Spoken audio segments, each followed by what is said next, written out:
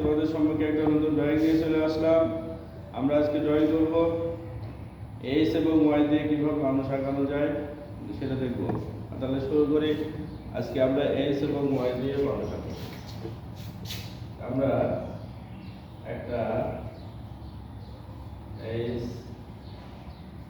আঁকাইলাম আর একটা আঁকাবো ওয়াই। আমরা এইচ এবং ওয়াই দিয়ে কীভাবে ড্রয়িং করা যায় দেখি। আমরা এভাবে লাগাই দেব।